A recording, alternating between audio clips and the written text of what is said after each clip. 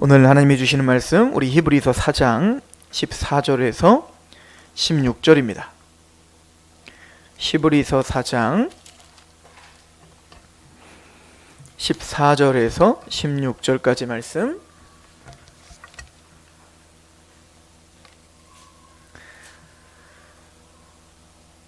제가 봉독하도록 하겠습니다. 그러므로 우리에게 큰 대제사장이 계시니 승천하시니 곧 하나님의 아들 예수시라. 우리가 믿는 도리를 굳게 잡을지어다. 우리에게 있는 대제사장은 우리의 연약함을 동정하지 못하시리가 아니요 모든 일에 우리와 똑같이 시험을 받으시니로되 죄는 없으시니라. 그러므로 우리는 긍휼하심을 받고 때를 따라 돕는 은혜를 얻기 위하여 은혜의 보좌 앞에 담대히 나아갈 것이니라. 아멘. 잠시 기도하겠습니다. 하나님 너무나 감사합니다. 말씀 앞에서는 우리의 심령을 붙잡아 주시옵소서. 말씀을 전하는 그 입술을 겸손케 하시옵소서.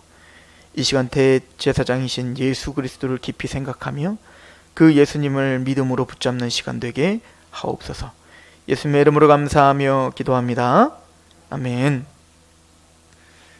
사장은 우리에게 큰 대제사장이 계시니 승천하시니 곧 하나님의 아들 예수이시다. 우리가 믿는 도리를 굳게 잡아라. 이렇게 우리에게 권면을 합니다. 히브리서 특별히 이 4장은 3장부터 시작한 어떤 내용의 결말 부분이 오늘 본 본문입니다. 3장과 4장을 함께 여러분들이 보실 필요가 있는데요. 3장 1절에 이렇게 시작하고 있었죠. 히브리서 3장 1절에 그러므로 함께 하늘의 부르심을 받은 거룩한 형제들아 우리가 믿는 도리의 사도이시며 대제사장이신 예수를 깊이 생각하라. 자, 이렇게 시작하고 있는 거예요.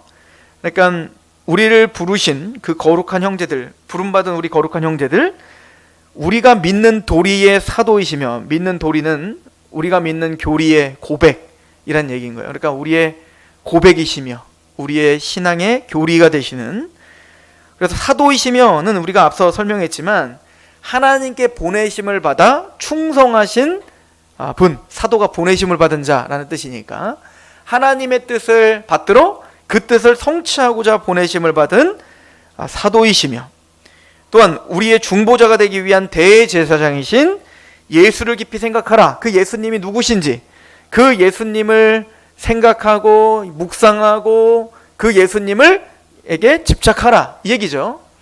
그리고 오늘 본문에 뭐로 끝납니까? 4장 14절에 그러므로 우리에게 큰 대제사장이 계시니 승천하시니 곧 하나님의 아들 예수시라. 우리가 믿는 도리를 굳게 잡을지어다. 똑같은 얘기를 하고 있죠. 믿는 도리를 깊이 생각하라. 그리고 믿는 도리를 어떻게 하라? 붙잡아라. 이게 3장 4장의 문과 같아요. 들어오는 문과 나가는 문. 그리고 그 3장 4장에 예수를 깊이 생각하라, 그리고 예수를 붙잡아라 라고 하는 그 중간에 어떤 얘기가 있었냐면, 전체적인 맥은 그겁니다. 광야 40년 동안 이스라엘 백성들이 하나님의 약속을 받들고 출발을 했지만 그들이 40년 동안 행했던 건 뭐죠? 하나님께 원망하며 불평하며 완악한 마음, 완고한 마음으로 대적하여 마침내 가나안 땅에 못 들어가고, 즉 그들이 바랐던 안식에 들어가지 못하고 중간에 다 죽임당했지 않냐? 그런데 그것은 단순히 과거의 문제가 아니라 오늘 우리도 똑같다. 대단히 엄중한 경고를 하고 있었죠.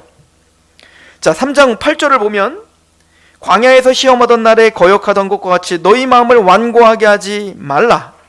거기서 너희 열조가 나를 시험하여 증험하고 40년 동안 나의 행사를 보았느니라. 그러므로 내가 이 세대에 노하여 이르기를 그들이 항상 마음이 미혹되어 내 길을 알지 못하는도다 하였고, 내가 노하여 맹세한 바와 같이 그들은 내 안식에 들어오지 못하리라 하였다. 그러니까 하나님이 그들을 부르셨는데 그들은 끝까지 하나님의 약속을 믿음으로 결비시키지 못하여 그 완악하고 완고한 마음에 마침내 안식에 들어가지 못하고 다 죽임을 당했다 이거예요. 그런데 문제는 그것이 그때만의 문제가 아니다, 이 얘기를 하고 있죠. 13절 보세요. 3장 13절. 오직 오늘이라 일컫는 동안에, 그럼 오늘날도 똑같다 이거. 오늘이라고 일컫는 이날에 매일 피차 권면하여 너희 중에 누구든지 죄의 유혹으로 완고하게 되지 않도록 하라. 이 원리는 똑같다라고 하는 거예요. 그러니까 구약의 이스라엘 백성들이 광야에서 40년 동안 하나님을 원망했던 이야기들, 불평했던 이야기들, 그 약속과 믿음을 결부시키지 못했던 이야기가 오늘날도 똑같다. 그래, 오늘날도 그때 수많은 사람들이 진짜 안식에 들어가지 못하고 여호수아를 통해 가나안 땅에 들어가지 못하고 광야에서 죽임을 당한 것처럼 오늘날도 우리가 진짜 바라봐야 될 안식이 있는데, 우리가 함께 교회 안에는 있지만 진짜 안식까지 못하고 안식까지 가지 못하고 중간에 탈락하는 사람들이 있더라는 거예요. 그러므로 너희들은 어떻게 하라는 겁니까? 깨어서 경계하고 인내하고 끝까지 예수 그리스도를 생각하고 붙잡아라, 얘기인 거잖아요. 굉장히 심각한 경고인 거죠. 그럼 그 사람들이 안식에 들어가지 못한 이유가 뭐냐? 바로 그 약속과 믿음을 결부시키지 못했다는 거예요. 그러니까 결론은 뭐냐면, 믿음이 있다가 믿음이 사라져 탈락한 게 아니라 애초에 그들은 성경적인 믿음이 없었다는 얘기인 겁니다. 애초에 그들은 하나님의 약속에 참된 믿음으로 결부시키지 못했기 때문에 그들은 중간에 탈락하고 안식에 들어가지 못했던 것이다. 그런데 너희는 다르지 않냐? 라고 말하고 있는 거예요. 그러나 우리는 진짜 약속이 있는 참된 믿음 가운데 있는 사람 아니냐? 이게 히브리서가 우리에게 얘기하는 거예요. 그러나 분명한 사실은 3장과 4장은 대단히, 창문 닫아도 됩니다. 대단히 강하게 우리에게 경고를 하고 있죠. 더 나가면 히브리서는 더 나가서 이 경고를 히브리서 전체에서 굉장히 강하게 경고를 하고 있는데요. 그 대표적인 게 이제 6장 같은 거죠. 6장 1절에 보면, 그러므로 우리가 그리스도의 도의 초보를 버리고 죽은 행실을 회개함과 하나님께 대한 신앙과 세례들과 안수와 죽은 자의 부활과 영원한 심판에 관한 교훈의 털을 다시 닦지 말고 완전한 대로 나아가라. 하나님께 허락하시면 우리가 이것을 하리라. 보세요, 이게 굉장히 중요한 경고인데, 한 번 빛을 받고 하늘의 은사를 맛보고 성령에 참여한 바 되고 하나님의 선한 말씀과 내세 능력을 맛보고도 타락한 자들은, 그러니까 교회 안에서 모든 걸 다 해봤어요. 은혜도 받아봤고 성령의 은사도 받아봤고 막 눈물도 흘려봤고 찬양도 해봤고, 그런데 그렇게 하다가 타락한 자들이 있더라는 거예요. 타락한 자들은 다시 새롭게 하여 회개할 수가 없다. 이것만큼 무서운 경고가 어디 있냐고요. 지금 이스라엘 백성들이 40년 광야 생활 속에서 그렇게 하나님의 불기둥도 또 구름기둥도 만나도 먹었고 메추라기도 먹었고 물에서 반석이 나오는 물도 다 경험했다고요. 똑같이 경험했는데 어떤 사람들은 뭐요? 여호수아 갈렙은 가나안 땅에 들어갔지, 나머지는 다 안식에 들어가지 못했다. 너무 엄중한 경고 아닙니까? 그러므로 너희들도 똑바로 믿음 생활 잘해라, 이런 거 아닙니까? 너무너무 강하고 또 경계를 하고 또 두렵게 하는 말씀들을 히브리서는 계속 이야기해요. 근데 문제는, 예전에 제가 야고보서를 강의를 했더니 한 집사님이 저한테 문자가 왔었어요. 야고보서를 강의. 야고보서 얼마나 강해요. 행함이 없는 믿음은 죽은 믿음이다. 그런 거를 막 강의니까 이게 한 1년, 2년을 한단 말이에요. 야고보서를. 그래서 문자가 왔다고요. 언제 끝나요, 야고보서? 이렇게. 너무 감당이 안 되는 거죠. 그래서 로마서를 했어요. 로마서를 했더니 편해요? 똑같아요. 더 강하단 말이에요. 히브리서는, 디모데전서는, 디모데후서는 어느 성경을 보든 그 성경을 우리가 정말 직면하여 보면 하나 쉬운 게 없어요. 우리의 신앙을 다 드러내고 우리의 죄성을 다 드러내는 게 하나님의 말씀이란 말이죠. 자, 그런데 문제가 뭐냐면, 이걸 해석하는 데 있어서 지금 히브리 기자가 왜 그럼 이렇게 강력한 경고를 해야 되며 우리를 두렵게 해야 되는가? 히브리서를 다 마치면서 히브리 기자는 이렇게 마무리를 짓죠. 13장을 가보세요. 히브리서 13장.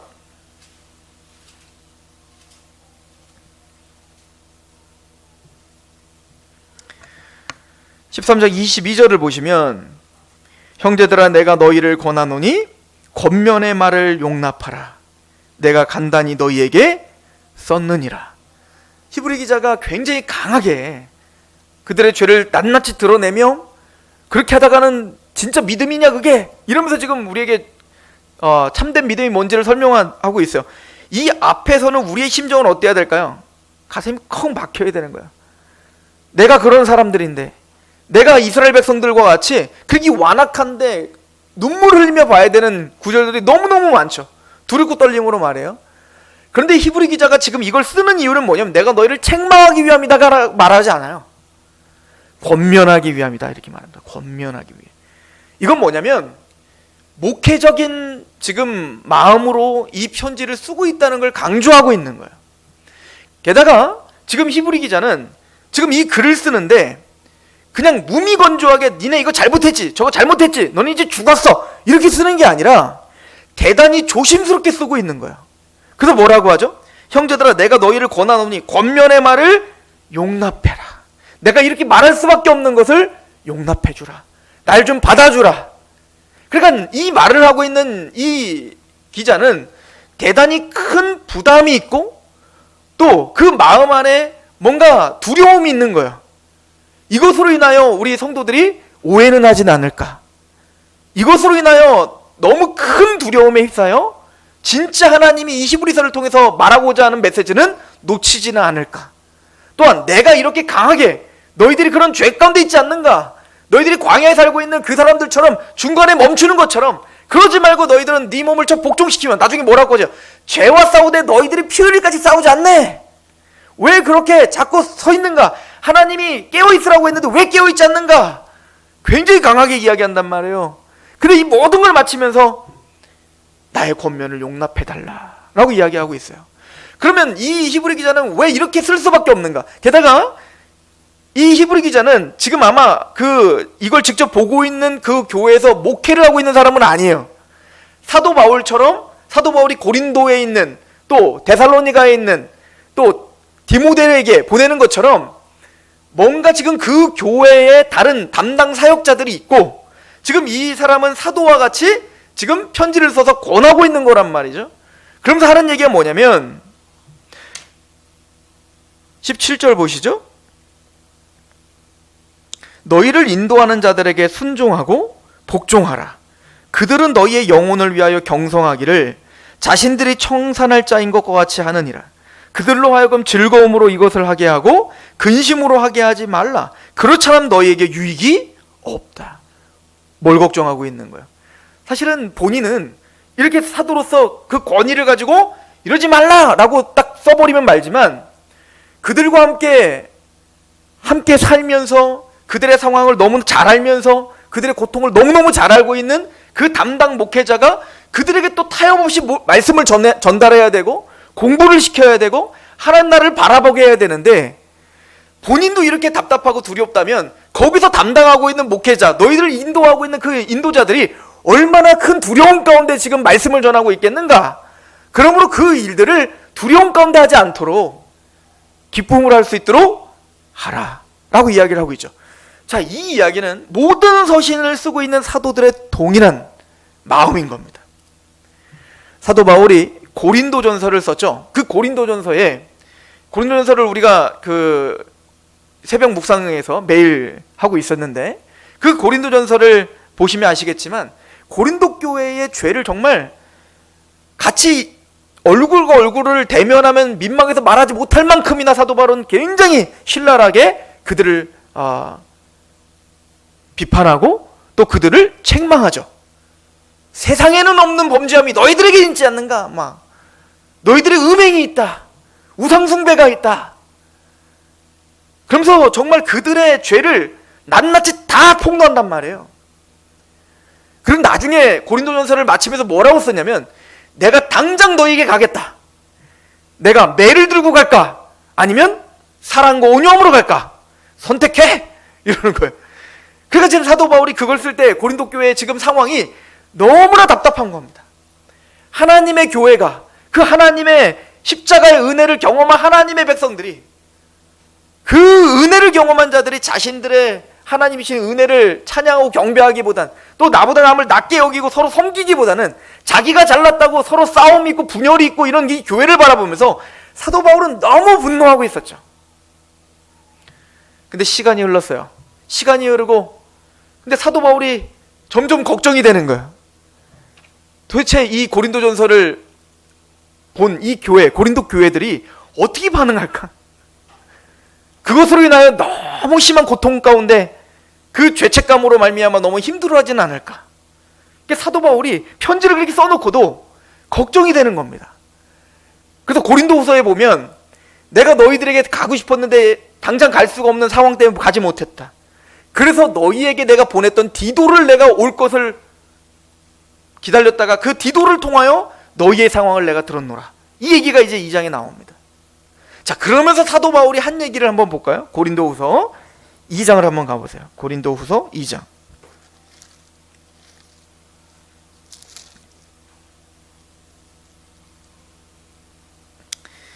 2장 1절에 보면 사도 바울이 고린도전서 1장에 내가 매를 들고 갈까? 아니면 내가 사랑과 온유함으로 갈까? 이렇게 말을 했는데 사도 바울이 결정했어요. 2장 1절 내가 다시는 너희에게 근심 중에 나가지 아니하기로 스스로 결심했다. 사도 바울이 스스로 내가 다시는 너희에게 나아갈 때 근심하며 나가지 않기로 결심했어. 사실은 이 근심이라는 단어는 정확하게 말하면 고통이라는 단어예요. 고통. 그러니까 사도 바울이 그 고린도 교회의 분열과 죄로 인하여 사도 바울은 대단히 큰 고통 가운데 있었던 겁니다. 가슴이 아팠던 겁니다. 우리 자녀가 뭔가 범죄를 저질렀다. 그래서 뭔가 경찰에 조사를 받아야 된다. 아니면 학폭에 뭐 연루돼 갖고 어디 가야 된다. 그럴 때 이 부모의 심정이 어떨까요? 근심을 넘어 큰 고통이 있을 거예요. 고통. 그죠?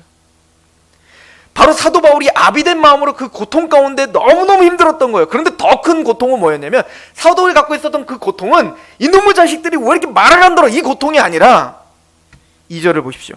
내가 너희를 근심하게 한다면 내가 근심하게 한 자밖에 나를 기쁘게 할 자가 누구인가? 내가 이같이 쓴 것은 내가 갈 때에 마땅히 나를 기쁘게 할 자로서부터 도리어 근심을 얻을까 염려하며 또 너희 모두에 대한 나의 기쁨이 너희 모두의 기쁨인 줄을 확신함이라. 내가 내 마음에 큰 눌림과 걱정이 있어 많은 눈물로 너희에게 썼노니 이는 너희로 근심하게 하려는 것이 아니오 오직 내가 너희를 향하여 넘치는 사랑이 있음을 너희로 알게 하려 함이라. 근심하게 한 자가 있었을지라도 나를 근심하게 한 것이 아니오 어느 정도 너희의 모두를 근심하게 한 것이니 어느 정도라 하면 내가 너무 지나치게 말하지 아니하려 함이라. 이게 뭔 말인지 잘 모르시겠죠? 쉽게 얘기하면 이런 겁니다. 내가 너희들을 책망을 했다. 그래서 너희들에게는 큰 고통이 있었다. 나도 고통이 있었다. 근데 사도 바울이 지금 생각할 때 사도 바울이 가장 큰 고통, 가장 우선순위는 내가 고통받는 게 중요하지 않다는 거예요.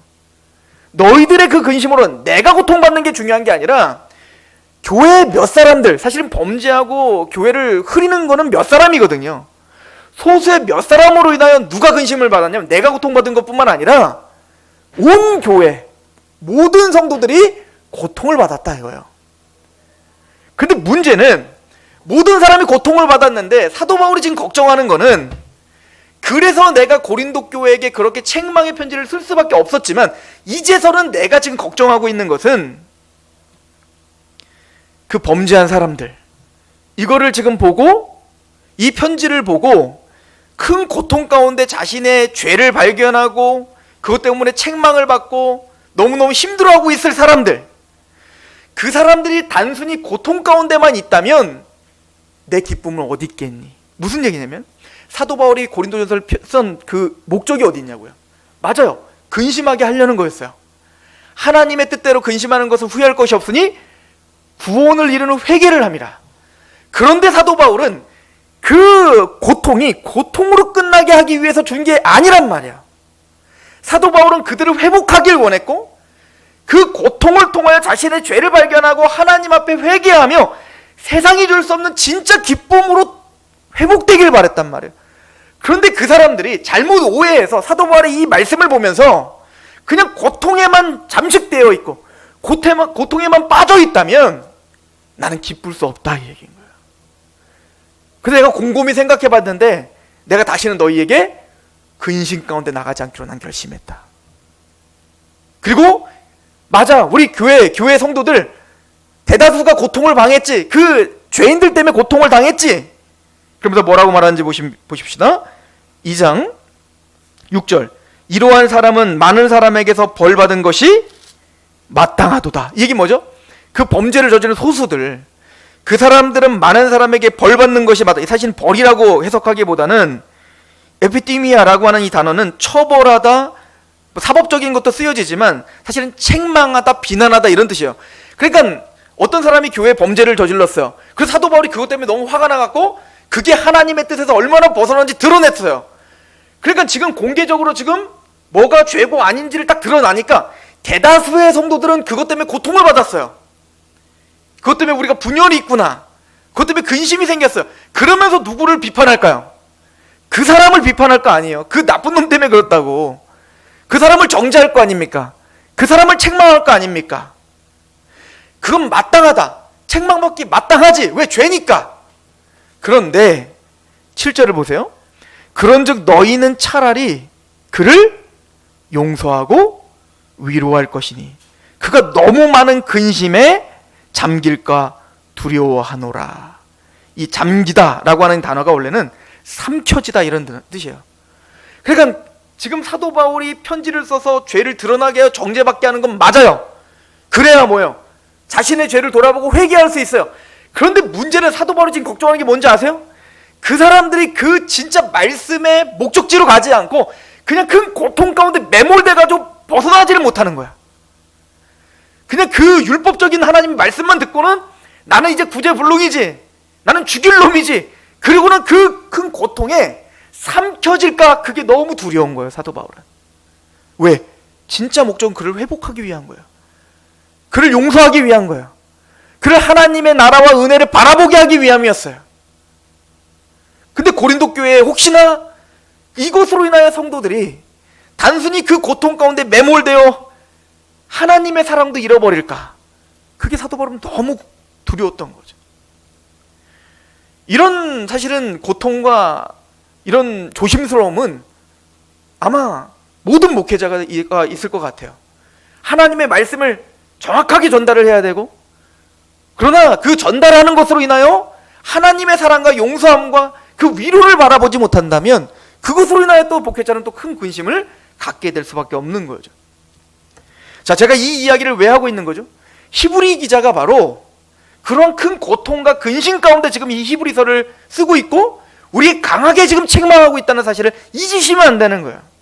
그래서 나중에 히브리서 12장에 보면 너희가 죄와 싸우되 피 흘릴까지 싸우지 않는구나, 너희들이 왜 그렇게 정신 못 차리고 이렇게 이 세상에 안주하며 그렇게 사는 줄 아는가?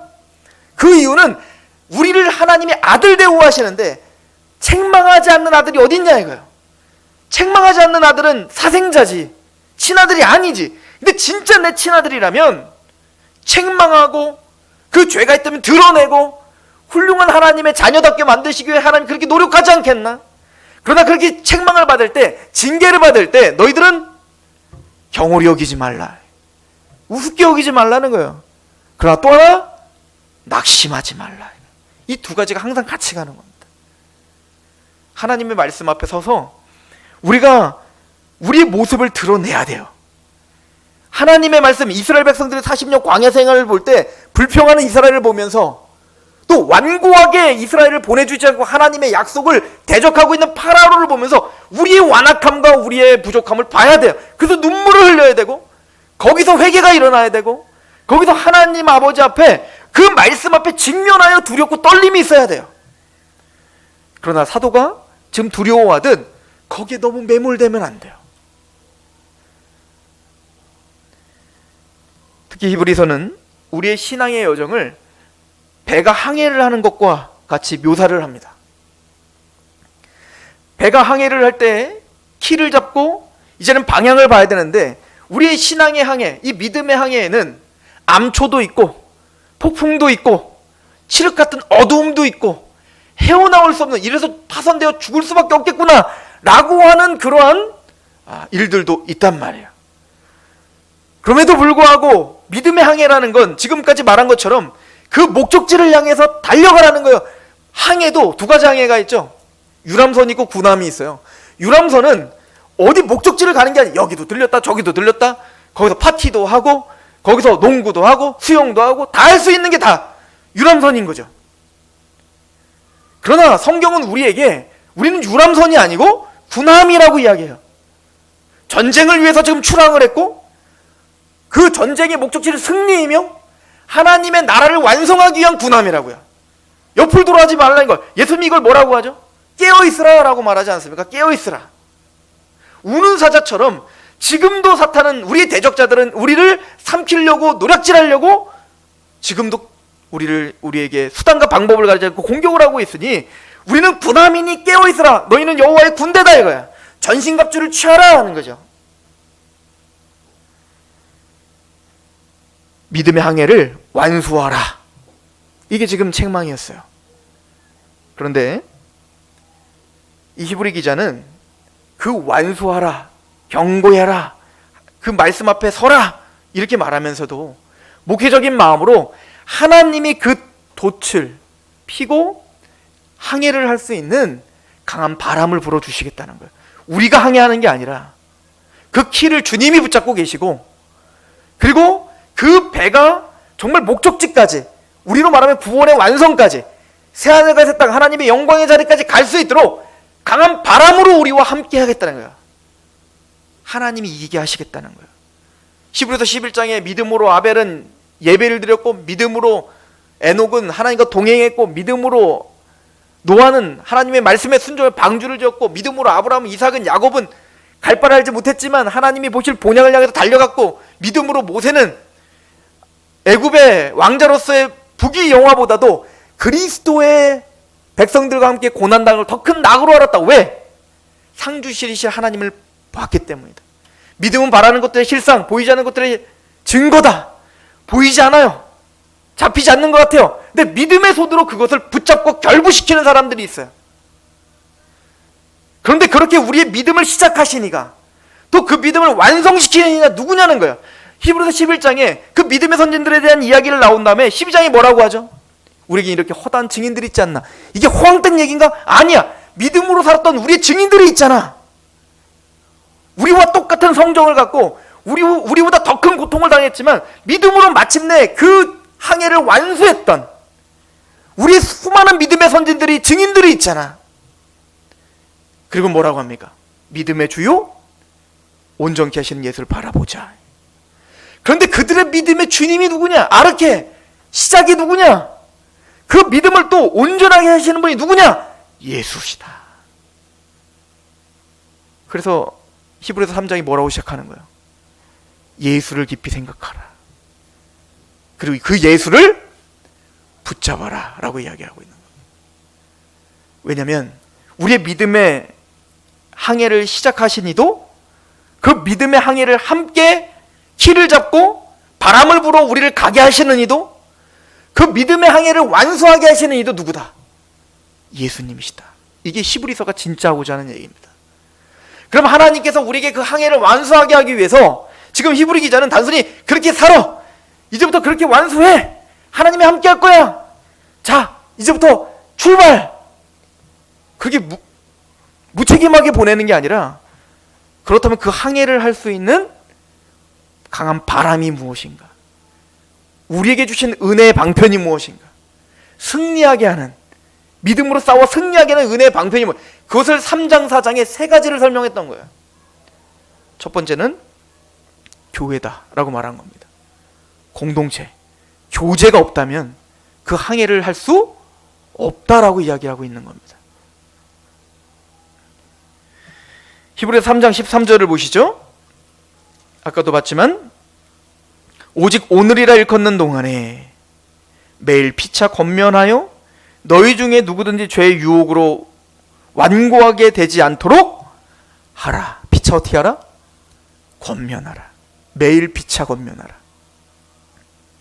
서로 말씀으로 같이 위로하고 하나님의 말씀으로 서로 권면하고 같이 연합되지 않으면 그 항해를 할 수 없다는 걸 보여주고 있는 거예요.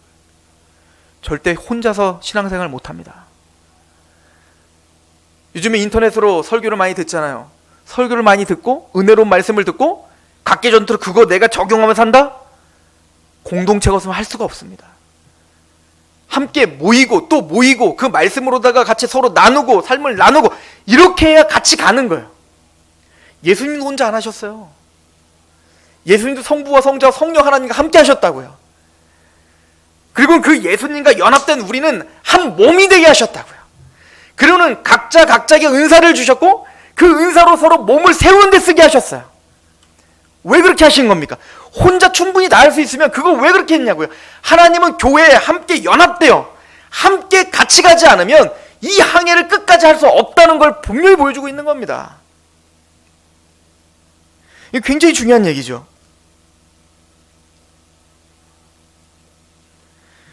그러나 이 교제는 단순히 좋은 얘기하는 교제가 아니에요. 두 번째, 강한 바람 중에 첫 번째는 교제고 두 번째는 뭐냐면 말씀입니다. 그래서 히브리서 4장은 이렇게 우리에게 권면을 했죠.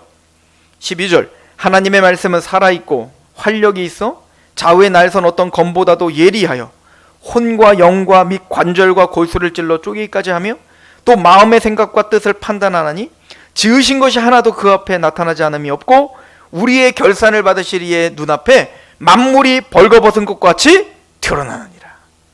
그런데 우리가 하나가 되어 같이 갈 수 있는 진짜 원동력은 말씀인 겁니다. 모세가 40년 광야를 가면서 자기 혼자 이 백성들을 인도할 수 없다는 걸 직면하게 되죠. 나중에는 그 모세가 이스라엘 백성들을 인도하지만 끊임없이 이 사람들은 누구를 죽이려고 해요. 자기의 필요가 채워지지 않으면, 자기의 지금 만족이 채워지지 않으면 당장 누구에게 돌을 던져요. 모세에게 돌을 던지려고 한단 말이에요. 다 네 탓이다 그러고 말이죠. 나중에 모세가 감당이 안 되니까 어떻게 합니까? 날 죽여주세요 그래요. 당신의 백성 아닙니까? 날 좀 죽여주십시오. 내가 누구기에 이 사람들을 내가 인도할 수 있단 말입니까? 날 좀 죽여주세요.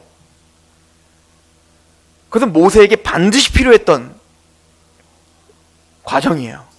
그 과정을 통해서 모세는 뭘 배워야 되는 겁니까? 혼자 이 길을 갈 수 없다는 걸 배워야 되는 거예요. 기다렸다는 듯이 하나님이 그때 뭘 주시는 줄 알아요? 70명의 장로를 주는 거예요. 중간 지도자를 줘서 연합됨, 함께해야 이 일이 가능하다는 걸 절실히 깨닫게 하는 장면이 바로 그 장면이에요. 그런데 그 연합됨도 70명의 아무리 장로가 있더라도 또 모세와 그들이 아무리 하나가 되어 의기투합한더라도 그 중심에 하나님의 율법이 없다면 황된 거예요. 마찬가지로 우리 교회가 또 우리 성도들이 하나가 되어 이 믿음의 시련을 통과하며 그렇게 항해를 끝까지 완수하기 위한 첫 번째 교제가 필요하지만 그 교제는 반드시 하나님의 말씀을 중심으로 한 교제입니다. 여러분 피차 매일 권면하는 매일 이게 뭐야? 매일 권면하기 위해서 어떻게 해요? 매일 말씀을 묵상해야죠. 큐티를 하든 설교 영상을 듣든 성경을 통독을 하든 끊임없이 매일매일 말씀을 묵상하며 말씀 앞에 서는 그런 몸부림이 있으셔야 된다라고 말하는 거예요. 그리고 세 번째는 기도입니다. 그게 오늘 본문이에요. 그 말씀 앞에 서면 우리가 어디로 데려가냐면 그 말씀 앞에 오늘 말씀도 보십시오. 하나님의 말씀은 살아있고 활력이 있어 좌우에 날선 어떤 것보다 예리하여 혼과 영과 및 관절과 골수를 찔러 쪼개기까지 하며 마음의 생각과 뜻을 판단하나니 지으신 것이 하나도 그 앞에 나타나지 않음이 없다. 힘들어요. 아파요. 말씀 앞에 선다는 것은 대단히 큰 두려움이에요. 그런데 사도들이 걱정했던 것처럼 그 고통에 매몰돼요. 나는 죽일 놈이구나. 난 이렇게 하나도 소망이 없는 자구나. 거기에 매몰되어 가만히 있으면 안 되고 그 말씀은 우리를 어디로 인도하는 겁니까? 기도의 자리로 인도해야 되는 겁니다. 그래서 하나님이 필요합니다. 그래서 내가 이 자리에 무릎 꿇습니다. 그래서 매일매일 무릎 꿇고 그 은혜의 보좌 앞에 때를 따라 돕는 은혜, 이거는 적절한 시기에 주시는 은혜, 이런 얘기거든요. 하나님은 우리에게 적절한 시기에 무릎 꿇게 하시며 적절한 시기에 그 은혜를 주시는 거예요.